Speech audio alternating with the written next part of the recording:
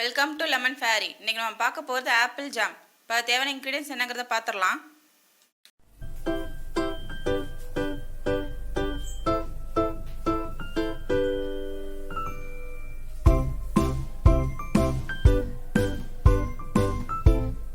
ரெண்டு ஆப்பிள் எடுத்து பொடி பொடியாக கட் பண்ணி தண்ணிக்குள்ளே போட்டு வச்சுருக்கேன்.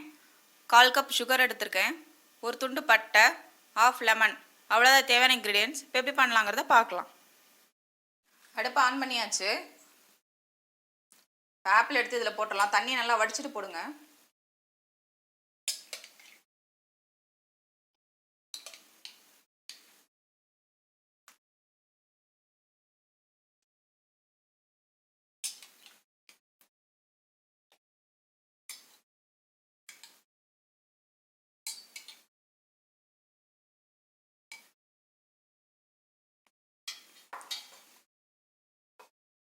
ஒரு 1/4 டம்ளர் தண்ணி ஊற்றிக்கலாம்.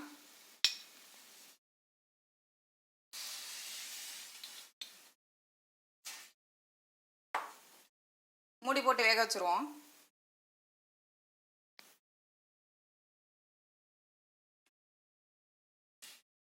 ஒரு 4 நிமிஷத்துக்கு நல்லா வேகட்டும். அதுக்கப்புறம் பார்க்கலாம். இப்போ ஆப்பிள் நல்லா வெந்துருச்சு. இப்போ மிக்சியில் போட்டு அரைச்சிடலாம்.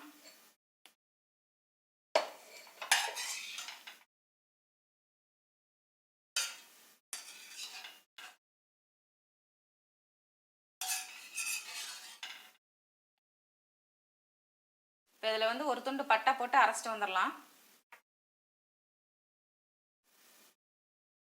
அரைச்சிட்டு வந்தாச்சு. இப்போ அதை அடுப்பில் போட்டுடலாம்.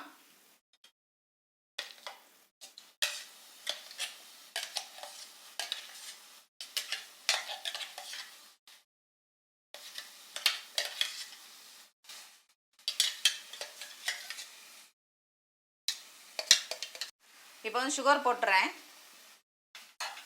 இப்போ சுகரும் இந்த ஆப்பிள் பேஸ்ட்டும் நல்லா மிக்ஸ் ஆகட்டும். சுகர் போட்டோன்னே கொஞ்சம் மெல்ட் ஆகும்.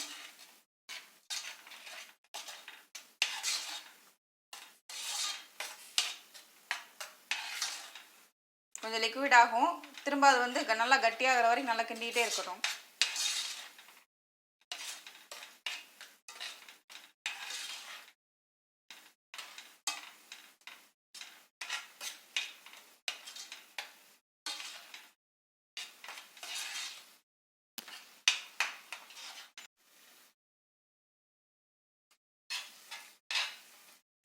ஆல்மோஸ்ட் ரெடி ஆயிடுச்சு. நான் இப்போ லெமன் ஜூஸ் போட்டுறேன். ட்ராப்பிங் கன்சிஸ்டன்சியில் இருக்குது. இந்த மாதிரி தான் இருக்கணும். தண்ணி தனியாக அது தனியாக இருக்கக்கூடாது. இப்போ ரெடி ஆயிடுச்சு. நான் லெமன் ஜூஸ் ஊற்றிடுறேன். லெமன் ஜூஸ் ஊற்றினதுக்கப்புறம் ரொம்ப நேரம் அடுப்பில் இருக்க வேண்டாம். இதில் எந்த ஒரு ஆர்டிஃபிஷியல் ஃப்ளேவர்ஸோ இல்லை கலரோ எதுவுமே நம்ம ஆட் பண்ணல. எல்லாமே நேச்சுரலாக இருக்கிறது தான். ஸோ அதனால் ரொம்ப நல்லது தான். அடுப்பை ஆஃப் பண்ணிடுறேன்.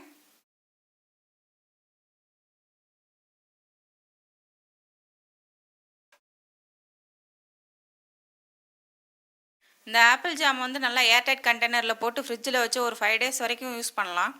குழந்தைங்களுக்கு ரொம்ப பிடிக்கும். அவங்களுக்கு தோசையில் இல்லாட்டி சப்பாத்தியில் ஸ்ப்ரெட் பண்ணி கொடுங்க. ரொம்ப நல்லா டேஸ்ட்டாக இருக்கும். இந்த வீடியோ உங்களுக்கு பிடிச்சிருந்தால் லைக் பண்ணுங்கள், ஷேர் பண்ணுங்கள், கமெண்ட் பண்ணுங்கள். மறக்காமல் சப்ஸ்கிரைப் பண்ணிடுங்க. தேங்க்யூ.